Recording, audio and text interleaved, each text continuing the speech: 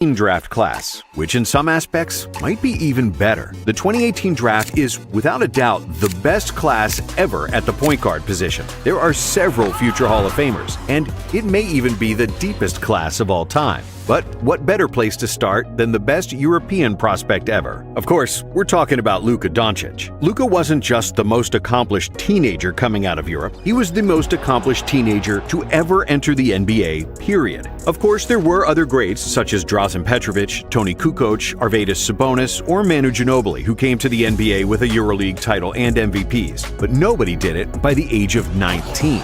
Luka was the youngest MVP in EuroLeague history, and the youngest MVP of the Spanish League, leading Real Madrid to titles in both competitions as the clear leader on the best team in Europe. However, some NBA general managers didn't see that. They saw a slow-footed, non-athletic Euro, fearing that he might become the next Andrea Bargnani or Dragan Bender. The Suns, who had the first overall pick, already had Devin Booker and Eric Bledsoe as their starting backcourt, and they were in search of a big man. They found that in DeAndre Ayton, a 7'1" center who could dribble like a guard, had a soft touch, and was built like a Greek god. Many times NBA teams will draft for fit, and not necessarily take the best player available. However, the Suns believed they could run the floor and do a bit of everything. In college, Bagley was very composed around the basket. He made decisions quickly, with a solid feel for the game and nice handles that made him a great system player at Duke. But the problem was exactly that. Bagley was a system player. He could be useful in quality teams as a finisher, a slasher, and a player who pushes the ball in transition.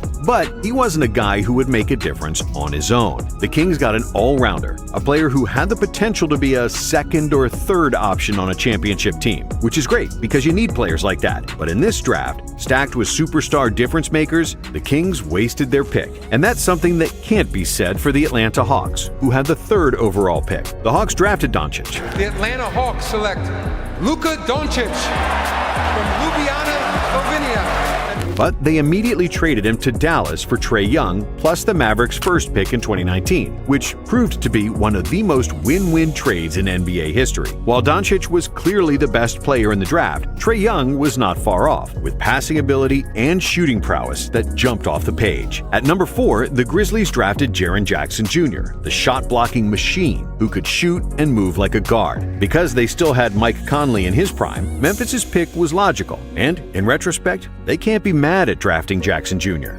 Dallas then drafted Trae Young for Atlanta, and Orlando drafted Mo Bamba at number 6, a 7-foot center from Harlem with such a big wingspan that he can close the doors on both sides of a limo while sitting in the back seat without moving. Along with his height and nearly 8-foot wingspan that broke the record at the NBA Combine, Bamba was extremely mobile and jumpy, not only in the open court, but also laterally, which is why he is quick to get back into position, either when defending the post or as a help defender. And he famously said that the Mavs would regret not drafting him at number 5. However, despite all those highly regarded prospects, there were gems in this draft still sitting in the green room, waiting for their name to be called. The biggest name still on the board was Michael Porter Jr., who was ranked the number 1 player in the country as a senior and was considered the most talented player in the draft. MPJ's jump shot is pure poetry in motion, and he could pull up from anywhere. And since he didn't miss from mid-range, and because he's 6'10", everybody compared him to Kevin Durant. Uber efficient, athletic, Porter Jr. would likely be the number 1 pick if he didn't injure his lower back, which forced him to miss all but 3 games in college. Eventually, MPJ slid down to the 14th overall pick, to the second round, and that's Jalen Brunson, who was picked 33rd overall by the Mavericks, even though he was the best player on a Villanova team that won 2 NCAA titles. But because of Brunson's small stature at 6'2" and the belief that he wouldn't be anything more than a system point guard, he got passed on by every team in the draft. And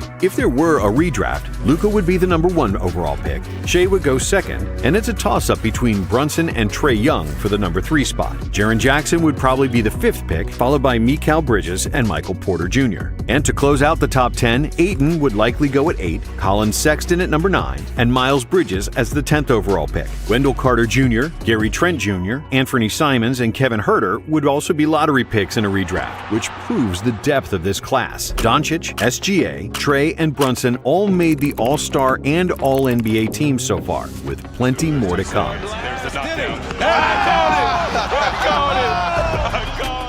And because in this draft was also Colin Sexton, the 8th overall pick who's averaging 19 points per game in his career, and Anthony Simons, selected 24th, who averaged over 20 points in his last 3 years as a starter, it's easy to see why this crop can be considered the class of the point guard. When you add Aaron Holiday and Javon Carter, both serviceable point guards who will have long NBA careers, there's never been a draft that has 5 future Hall of Famers, which is one of the best results ever. The average NBA draft class has 2 Hall of Famers, and even the best ever drafts, like the 84, 96, and 2003 drafts previously mentioned, still only have 4 players that entered or will enter the Hall in Springfield. But even if all 5 stars from the 2018 draft don't all make the Hall of Fame, the 2018 class is still one of the deepest ever. From 1984 to 2014, an average of 19 players per draft averaged a 10-year career in the NBA. The average length of an NBA career is just 4.5 years, and if a player survives in the league for more than a decade, that's actually a rarity and not the norm. For example, the 1998 NBA draft had only 5 All-Stars, but 25 players who played a decade in the league, which is one of the best results ever. In 2003, 27 players played for 10 or more years, which is the most ever, with one of those players still going strong in year 22.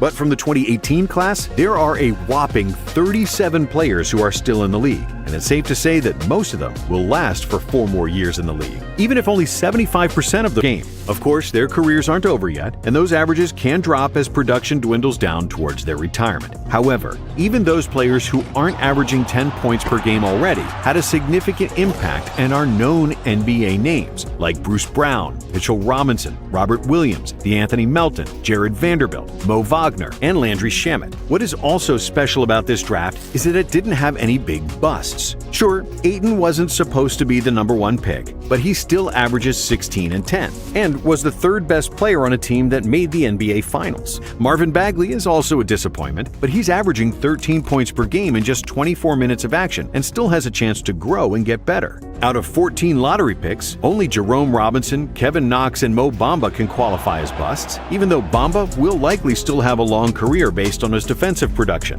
as there will always be a team that needs a mobile 7-footer with a pterodactyl wingspan. The 2018 draft won't have 10 All-Stars like the 1996 class, and it likely won't have 3 different MVPs like the 1984 draft, which also had a total of 47 All-NBA selections. But with 5 potential Hall of Famers and a plethora of great starters and role players, the 2018 draft might become one of